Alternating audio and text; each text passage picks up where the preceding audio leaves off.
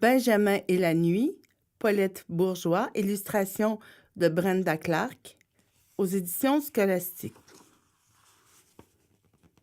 Benjamin savait glisser tout seul dans la rivière. Il savait compter à l'endroit aussi bien qu'à l'envers. Il savait boutonner sa chemise et nouer ses lacets. Mais Benjamin avait une peur bleue des endroits obscurs où l'on se sent tout à l'étroit, et cela lui causait un énorme problème, car Benjamin était une tortue. Il avait peur d'entrer dans sa petite carapace sombre. Alors, il la tirait derrière lui. Le soir, la maman de Benjamin éclairait l'intérieur de la carapace avec sa lampe de poche. « Tu vois, disait-elle, il n'y a rien qui puisse te faire peur. » Elle le lui répétait tous les soirs. Sa mère n'avait peur de rien.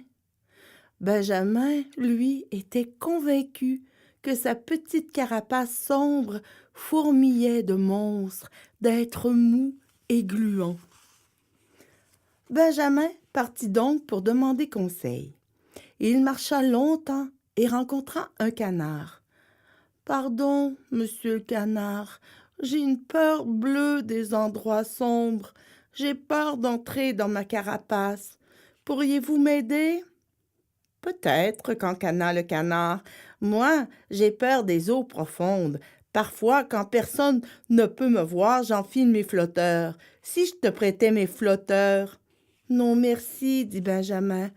Je n'ai pas peur de l'eau. » Benjamin marcha encore longtemps et rencontra un lion. « Pardon, monsieur le lion, j'ai une peur bleue des endroits sombres. J'ai peur d'entrer dans ma carapace. Pourriez-vous m'aider? »« Peut-être, rugit le lion. Moi, j'ai très peur du bruit, des grands bruits. Parfois, quand personne ne peut me voir, je porte des cache-oreilles.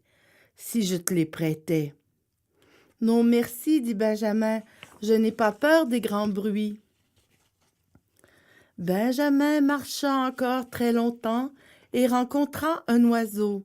« Pardon, monsieur l'oiseau, j'ai une peur bleue des endroits sombres. J'ai peur d'entrer dans ma carapace. Pourriez-vous m'aider? »« Peut-être, gazouilla l'oiseau.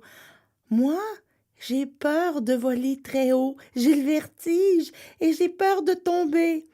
Parfois, quand personne ne peut me voir, j'ouvre mon parachute. Si je te prêtais mon parachute. »« Non, merci, dit Benjamin. Je n'ai pas peur de voler très haut et je n'ai pas le vertige. » Benjamin marcha encore très, très longtemps et rencontra un ours polaire. « Pardon, monsieur l'ours, j'ai une peur bleue des endroits sombres. J'ai peur d'entrer dans ma carapace. Pourriez-vous m'aider? » « Peut-être, grogna l'ours polaire. Moi, j'ai peur de geler la nuit lorsqu'il fait un froid à pierre fendre. Parfois, quand personne ne peut me voir, j'enfile mes vêtements chauds avant de me coucher, si je te les prêtais. »« Non, merci, dit Benjamin, je n'ai pas peur du froid. » Benjamin était très fatigué et il avait faim. Il marcha encore très, très, très longtemps et rencontra sa mère. « Oh, Benjamin, j'avais peur que tu te sois perdu, dit-elle. « Tu avais peur? Je ne savais pas que les mères pouvaient avoir peur.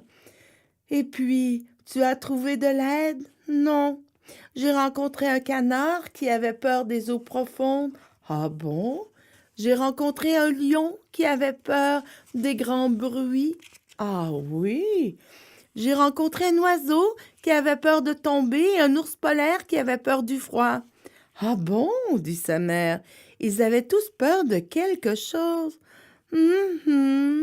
fit Benjamin. Il se faisait tard. Benjamin était très fatigué.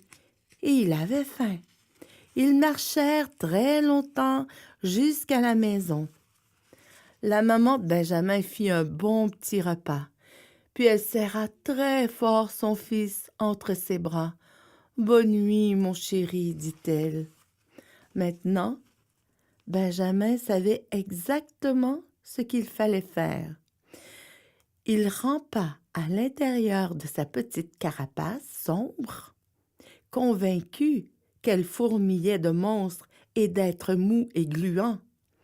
Il leur souhaita bravement une bonne nuit, et puis, quand il fut bien certain que personne pouvait le voir, Benjamin alluma sa veilleuse.